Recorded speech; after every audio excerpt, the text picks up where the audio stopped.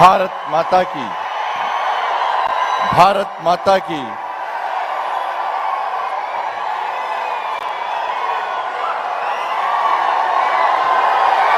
భారత్ మాత.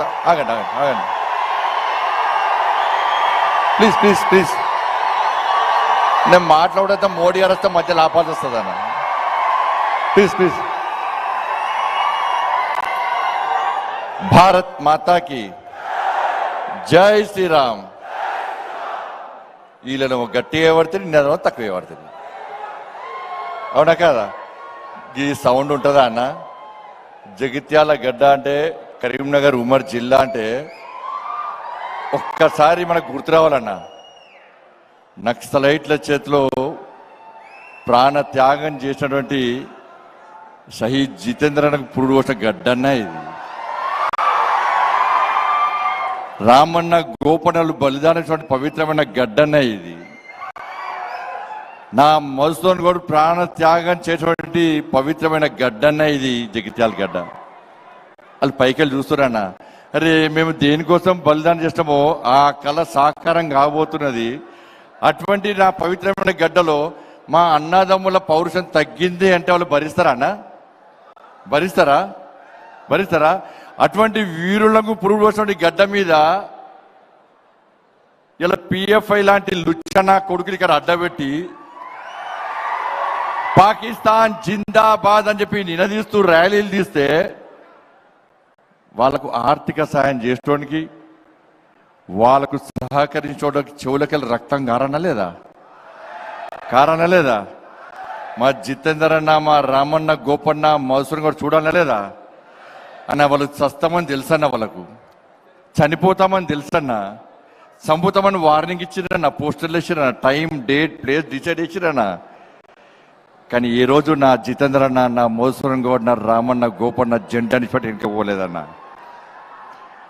నమ్మిన సిద్ధాంతం కోసం ప్రాణ త్యాగానికైనా సిద్ధమై నక్సలైట్లు బాడీలో బుల్లెట్ దించినా కూడా చివరి కొన ఊపిరి వరకు భారత్ మాతాకి జై అని ప్రాణ త్యాగం చేసిన నా వీరులను గడ్డ అనేది. అటువంటి గడ్డ మీద నిర్ణయిస్తే ఎట్లుండాలన్నా? ఇస్తారా లేదా? ఇద్దామా లేదా? ఎత్తురండ రెండు చేతుల పైకి. భారత్ మాతాకి, భారత్ మాతాకి జై శ్రీరామ్, జై శ్రీరామ్. రామ లక్ష్మణ జానకి, రామ లక్ష్మణ జానకి. ఎందుకంటే రాముని పేరు చెప్తేనే కాంగ్రెస్ లకు, బీఆర్ఎస్ లకు గజగజ పడుతున్నారు వాళ్ళు. భారతీయ జనతా పార్టీలు రాముని పేరు చెప్పుకొని వస్తున్నారట, ఓట్లు వేయద్దట. అంటే కాంగ్రెస్ పార్టీలు, బీఆర్ఎస్ పార్టీ రాముని వ్యతిరేకిస్తున్నట అన్న. ఇలా తెలంగాణ సమాజం ఆలోచించాలి.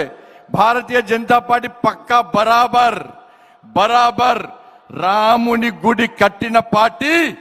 ఈ దేశంలోని ప్రతి హిందువు భాగస్వామ్యంతో భవ్యమైన దివ్యమైన రామ మందిరాన్ని నిర్మించిన పార్టీ భారతీయ జనతా పార్టీ. బరాబర్ రాముని పేరు చెప్పుకొని వస్తాం. మీకు దమ్ముంటే మీరు రాముని వ్యతిరేకిస్తే మీరు బాబర్ పేరు చెప్పుకొని రండి. ఇలా తెలంగాణ సమాజం డిసైడ్ చేస్తుంది. రామునికి ఓటైనా, రాముని వ్యతిరేకులకు ఓటైనా తెలంగాణ సమాజం ఆలోచిస్తుంది. అరే ఊరికేనే వచ్చిందా అన్న రాముని గుడి? ఎంతమంది కరసేవకులు బలిదానమైనారన్న? ఎంతమంది కరసేవకులు రాముని గుడి కోసం పోయి బలిదానం అయిపోయారన్న?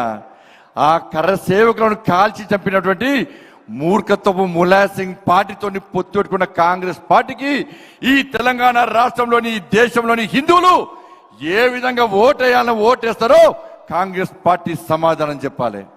ఇలా నా నరేంద్ర మోడీ ఆ కరసేవకుల బలిదానాన్ని గుర్తించి వాళ్ళ త్యాగాలను వృధా పోనీ అని చెప్పి ఇవాళ భవ్యమైన దివ్యమైన రామ మందిరాన్ని నిర్మించి ప్రాణ ప్రతిష్ఠా కార్యక్రమాన్ని ఈ దేశంలో ప్రతి హిందువుకు చూపేటువంటి నా మోడీ, నరేంద్ర మోడీ అన్న. దయచేసి ఆలోచించండి. ఇలా వాళ్ళు వీళ్ళు మోడీ గారి మీద కానీ,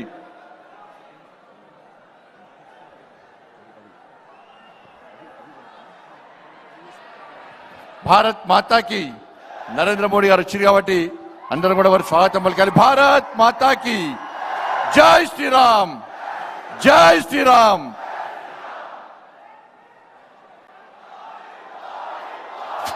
ఇప్పుడు అందరూ